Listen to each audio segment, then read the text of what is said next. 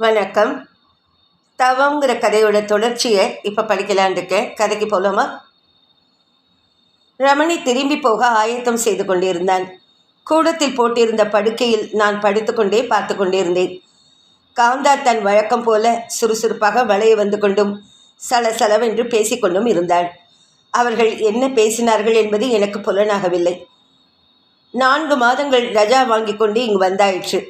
ஆறுமுகனூருக்குத்தான் போக வேண்டும் என்று காந்தா ஒரே பிடியாகத்தான் பிடித்தாள். ஒரு நாள் அலுவலகத்தில் இருக்கும்போது தானே நான் இதய கோளாற்றினால் தாக்குண்டு மயங்கி கீழே விழுந்தேன். ஆஸ்பத்திரிக்கு எடுத்து சென்றார்கள். 15 நாட்கள் கழித்து வீட்டிற்கு வந்தேன்.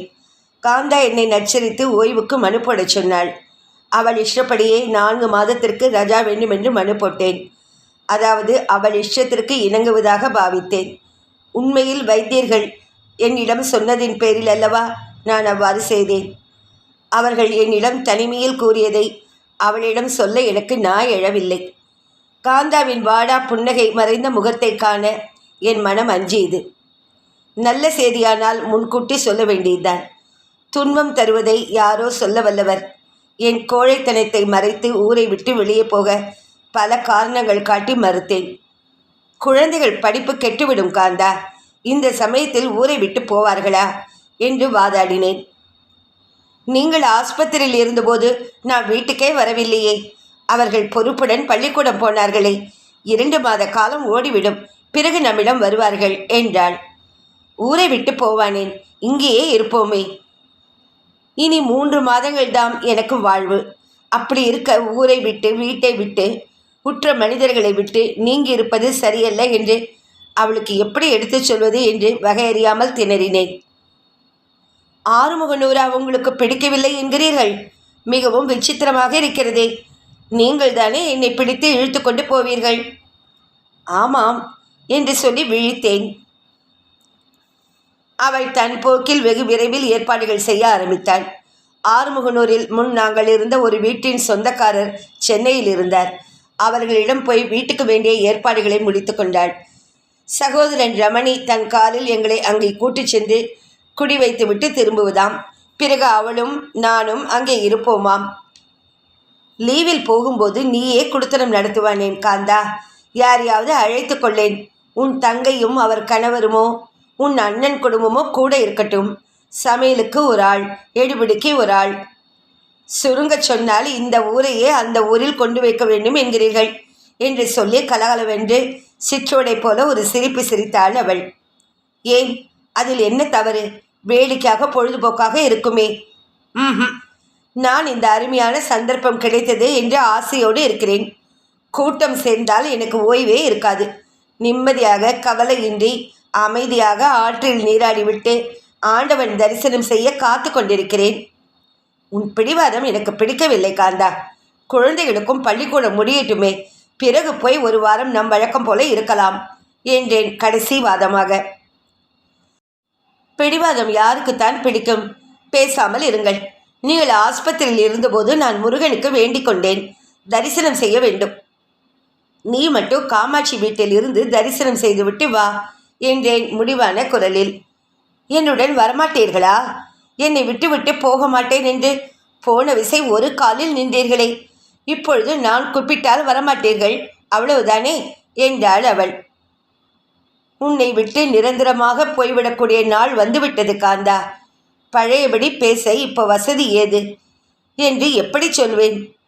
அன்று அவளை விட்டுவிட்டு போக மாட்டேன் என்று கூற என் கையில் அதிகாரம் இருந்தது.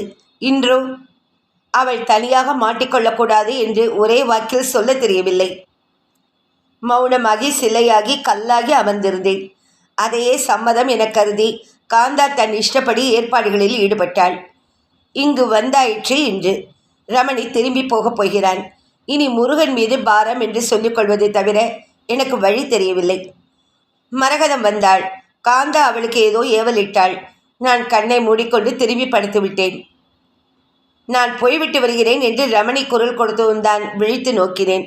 அவனை வழி அனுப்புவதற்கு எழுந்து வெளி தாழ்வாரம் வரை வந்தேன். அவன் காரில் ஏறி போய்விட்டான். கண்ணுக்கு தெரியாமல் மறையும் வரை பார்த்து கொண்டு இருந்துவிட்டு உள்ளே மீண்டோம். காந்தா சிரித்த முகத்துடன் வந்து என் எதிரே அமர்ந்தாள். கையில் பூவேலை செய்வதற்காக ஒரு துணியை வைத்திருந்தாள். நான் இன்றைக்கு கோவிலுக்கு போகப் போவதில்லை. தெருவில் எல்லோரையும் ஒருமுறை பார்த்து பேசிவிட்டு வருவேன். நாளை காலை எழுந்தவுடன் ஆற்றில் குளித்துவிட்டு மலைக்கு போவேன் என்றாள். இந்த ஊரில் வந்தவுடனேயே உனக்கு வம்பில் ஆசை உண்டாகிவிட்டதா என்றேன் நான். ஆமா, நான் ஒரு புத்தகத்தை கையில் எடுத்து படிப்பது போல பாசாங்கு செய்தேன். காந்தாவை பார்க்கவும் அவள் பேச்சை கேட்கவும் எனக்கு பரிதாபமாக இருந்தது.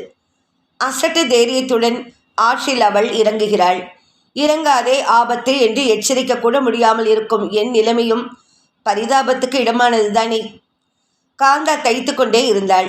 மரகதம் வெளியில் இருந்து பால் வாங்கி வந்து எதிரே வைத்தாள். மரகதம், அந்த மண் அடுப்பில் வச்சு நீயே காய்ச்சிடு என்றாள் காந்தா. தூசு விழும் அம்மா, ஐயாவுக்கு பிடிக்காது என்றாள் மரகதம் மெதுவாக. சரி, ஸ்டவ்வை எடுத்து தர இரு என்று கூறிவிட்டு எழுந்து சென்றாள் காந்தா. அவர்கள் அப்படியே அங்கேயே எங்கேயோ அமர்ந்து விட்டார்கள் போலும். பேச்சு குரல் மட்டும் கேட்டது. எனக்கும் கண்களை திறக்கக்கூட அலுப்பாக இருந்தது. உஷாவுக்கு கல்யாணம் செய்ய போகிறாயா என்று காந்தா கேட்டாள். செய்யணும். அந்த முருகனே வந்து ஏதாவது கண் திறந்தால்தானே. ஏ, உன் புருஷன் வீட்டு மனிதர்கள் இருப்பார்களே, உன்னுடன் கூட பிறந்தவர்கள் யாரும் இல்லையா? எல்லாரும் இருக்கிறார்கள். ஆனால் கூடவே என் துரதிருஷ்டமும் இருக்கிறதே அம்மா. சொல்லுங்க, ஆறு இருக்கரையும் ஓடுது, ஆனால் நாய் நக்கித்தானே குடிக்கலாம். ஏ, உன் உஷாவை கட்டிக்க கசக்குமா? குழந்தை எப்படி இருக்கிறாள், கிடைக்குமா என்றாள் காந்தா. அழகு இருந்து என்னங்க செய்ய முடியும்? அழகில்லாத பெண்ணு பிறந்திருந்தால் நான் சுகப்பட்டிருப்பேனே. நம்ம தலைவிதி இப்படி இருக்குது. மரகதம், நீ பேசுறது எனக்கு வேடிக்கையாக இருக்குது. பணக்காரங்க வீட்டில் அழகில்லாத பொண்ணு இருந்தால் அவங்க பணத்தினால அதை மறைச்சி ஈடுகட்டுவாங்க. உன்னை போல் இருக்கிறவங்களுக்கு பொண்ணு அழகாக இருந்தால் தானே தேவலை. கவலை இல்லாமல் கல்யாணம் நடக்கும். போங்கம்மா, நீங்கள் உங்கள் நிலைமையில என்னை வச்சு பேசுகிறீங்க. ரொம்ப பணக்காரங்க வீட்டில் அழகே இல்லாமல் பெண் இருக்கலாம், இல்லை அழகாகவும் பிறக்கலாம். உங்களை போல் உள்ளவங்க வீட்டில் அழகாத்தான் பொண்ணு இருக்கணும். என்ன போன்றவங்க வீட்டில் அழகே கூடாதுங்கம்மா, அவலமாத்தான் இருக்கணும்.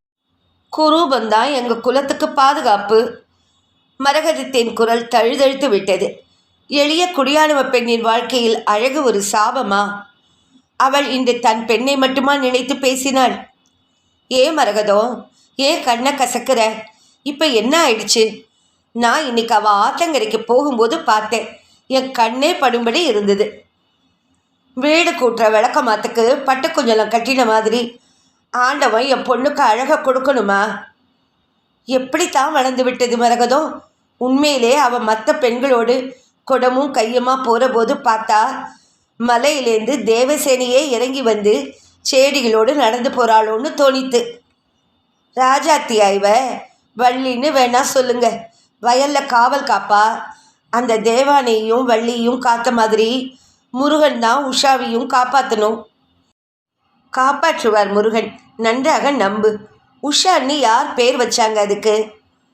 காமாட்சி அம்மா புருஷன் ஓவர்சியர் ஐயா தான். விடிய கற்கல்ல பிறந்ததுன்னு அப்படி பேர் வச்சிட்டாங்க. அதுக்கு வேற என்னை எப்படி எல்லாரும் கேலி குத்தினாங்க. காமாட்சி இந்த ஊருக்கு வந்து கொஞ்ச நாள் தான் ஆகுறதுன்னாங்க.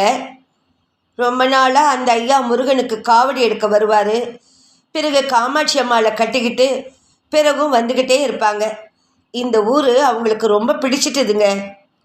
யாருக்குத்தான் இந்த ஊர் பிடிக்காது மரகதம்? நாங்கள் கூட இங்கே இருந்தாலும் இருப்போம் என்றாள் காந்தா. இருங்கம்மா, நீங்களும் ஐயாவும் இருந்தீங்கன்னா ஊர் கொஞ்சமாவது உருப்படும். இந்த ஊர் சோம்பேறி பசங்க அப்படியே தானே இருக்கிறாங்க. அப்படியே இருப்பாங்களா?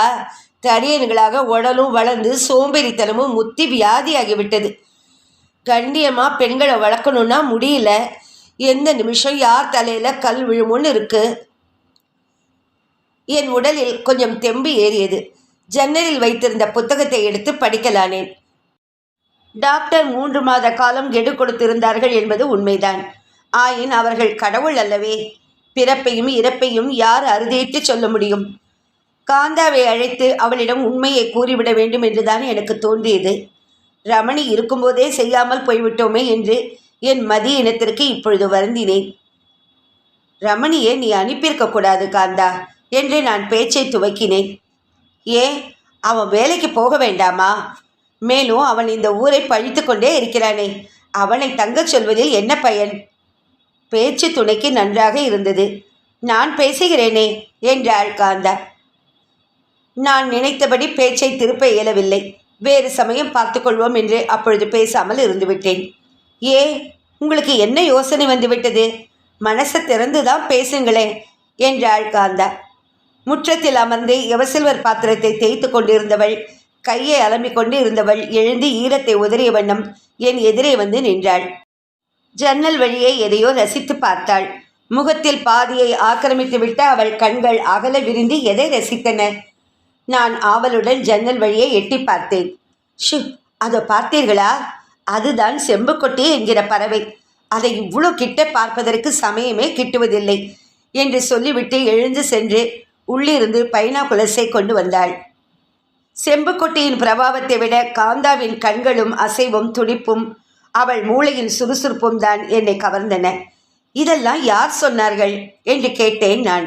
முருகன் தான். எந்த முருகன்? யார் முருகன்? கோவிலுக்கு பூ கொண்டு தருகிறானே, அவன்தான். அவனுக்கு என்ன தெரியும் காந்தா? ஏன் தெரியாதான்? கோவிலை சுற்றி இருக்கிற அத்தனை மரமும் செடியும் அவனுக்கு அத்துப்படி. இதுவரையிலே 28 வித பறவைகளை பார்த்து விட்டானாம். அவனோடு பேசிக்கொண்டே இருந்தால் போதும். ரமணியிடம் அவனை காட்டி கொடுத்தாயோ, ஆசையாக பாப்பானே.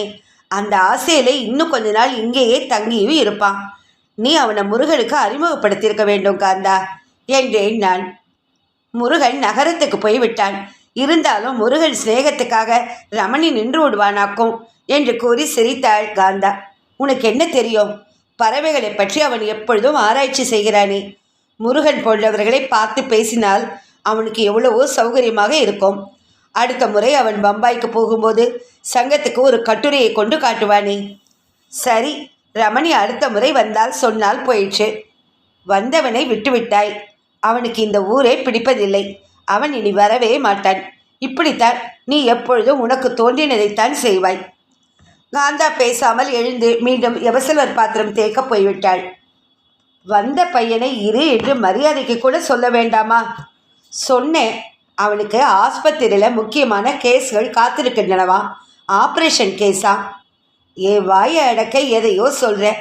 அவன் இங்கேயே இருப்பதில் உனக்கு இஷ்டம் இல்லை. இஷ்டம் இல்லாமல் என்ன? அவன் எப்போ பார்த்தாலும் குறை சொல்லிகிட்டே இருக்கான். நாம் நிம்மதியாக இருக்க முடியாது. தன்னலமே கூடாது காந்தா. அவனுக்கு வேண்டியதை சுட்டி காட்டியிருந்தால் அவனும் அமைதியாக சந்தோஷமாக இருந்திருப்பான். எனக்கும் பேச்சு துணிக்கும் ஆள் இருக்கும். சரி, நாளைக்கே கடுதாசு போடுறேன். அவசர வேலை முடிஞ்சப்புறம் இங்கேயே வந்து இருக்கட்டுமே. உங்கள் மைத்திரனோட பேசிக்கொண்டே இருங்கோ, என்னோட பேச வேண்டாம். நான் காந்தாவின் முகத்தை ஆராய்ந்தேன். அவளுக்கு கோபம் இல்லை. குறும்பாக சிரித்து கொண்டேதான் அவள் பேசினாள். எங்கள் வாக்குவாதம் வலுப்பதற்குள் வாசல்படியில் காமாட்சியின் குரல் கேட்டது. அண்ணா, சுகமா? எப்போ வந்தீர்கள்?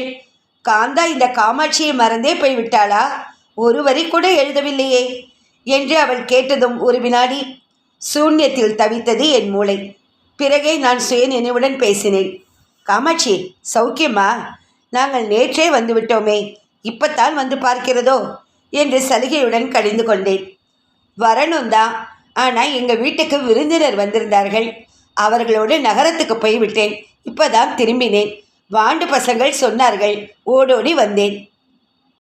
10 நாள் இருக்கலாமா என்று கேள்வி கேட்டுக்கொண்டே வீட்டில் உள்ள சாமான்களை நோட்டமிட்டாள். 4 மாதம் இருக்கலாம் என்று உத்தேசம். பிறகு ஆண்டவன். நான் பேசி முடிப்பதற்குள் காந்தா வந்துவிட்டாள். காமாட்சி அக்கா, நான் சொல்லிக்கொண்டே இருந்தேனே, ஒரு தடவை இங்கே வந்து 40 நாட்கள் இருந்து முருகனை பிரதர்ஷனம் செய்ய வேண்டும் என்று ஆசையாக இருக்கிறது என்பேனே.